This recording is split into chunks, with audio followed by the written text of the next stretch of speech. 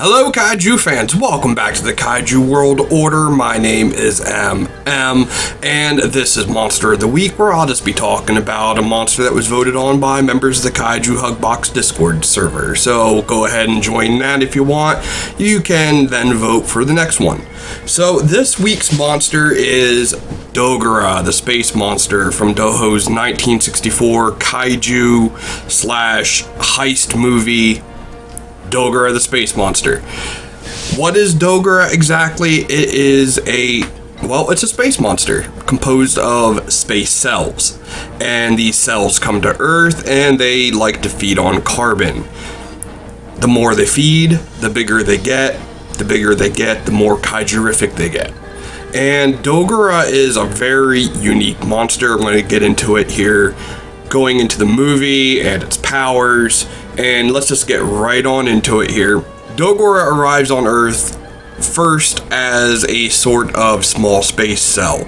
It goes unnoticed for the most part as it just travels the globe and feeds on carbon, be it coal or diamonds. Some of its feedings have been blamed on a ring of international jewel thieves, which gained the attention of our main character, Mark Jackson.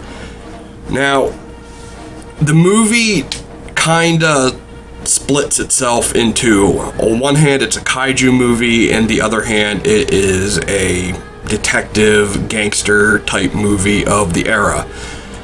Not really big into the gangster parts, but it is what it is. Dogora takes a bit of a backseat throughout the story, and we don't really see what it is until about the halfway point. When Dogora does appear, it's able to make vehicles and even people float into the air with its vacuuming ability, which is how it feeds, especially when it's in its larger, more kaiju-like form. When it's smaller and just a space cell, it's more or less a blob. And these things, while they can also hover in the atmosphere, they will come down and actually hunt for food and often target safes, where they will then melt through the metal and then feed on the carbon inside and then return to the atmosphere to grow and potentially join the other cells to become the much larger Dogora that we know of. Dogora does only feed on carbon. It doesn't actually feed on humans, though it is brought up that if it would turn its appetite towards organic carbon structures, it could literally destroy the entire planet. Thankfully, Dogora does not get that chance in the story, and it does have a weakness. After an attack on a small town, Dogora is attacked by a swarm of bees, and it makes the cells solidify and come crashing down to the Earth. At the time, people didn't really understand what happened here, and then Dogora, or at least another Dogora, appeared and attacked later that night. It destroyed the bridge, was able to withstand all the artillery fire, and just went on its way as if nothing was happening.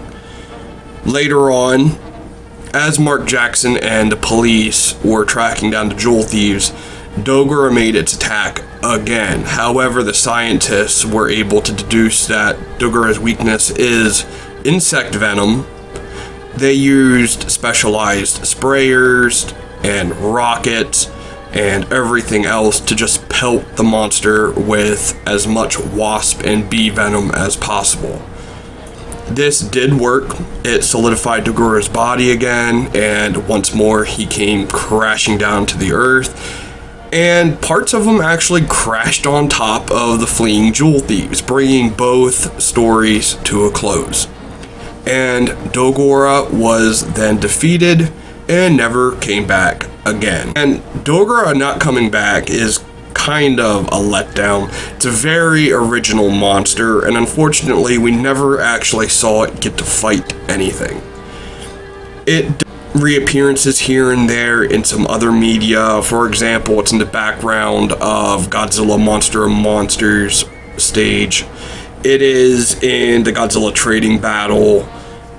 And then, of course, there is the very brief cameo in the very first Netflix anime, Godzilla Monster Planets, where we see Dogora as one of the monsters that brought humanity down. Now, how would Dogora actually fare in battle? It's very... I honestly, I don't know.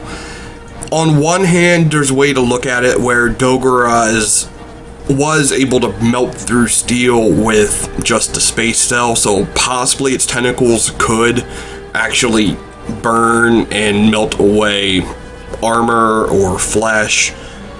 And then the vacuuming and sucking ability, very easy to feed on humans, but how would it actually work on, say, Godzilla or something? We don't know. Additionally, we know in its larger state it can be affected by attacks like rockets. It just doesn't really seem to phase them, much like any other kaiju. So what would happen if, say, it got hit by Godzilla's atomic ray or a gravity bolt from Ghidorah? We don't know. Really, the best thing I can think of would be like taking a blowtorch to a jellyfish. Don't go out and do that, but that's the only thing I can really think of to compare how Dogora could stand up to an atomic ray or something. So I don't think Dogora would actually pose a super threat to Godzilla, but if it was able to absorb carbon like they say it is, it could very well just eat everything. As for merchandise, Dogora also doesn't have a lot. There's a marmot of it. There's this little glowy one that I got here, which I believe is an M1. And that's really it. And it kind of sucks. I wish there was like a Movie Monster Series 1 or even like an X Plus. I would love to have even like something hanging from my collection room ceiling that could be a Dogora, because it seems like such an easy thing to do. It's just a sheet with tentacles. But that's really it. There's not much else to really say here. It's a really cool monster. If you haven't seen the movie, I definitely recommend it. It's an interesting take on blending kaiju fiction with, like, crime shit. And until next time, kaiju fans, peace out, and Minya, take it away. Zilla says you should like and subscribe.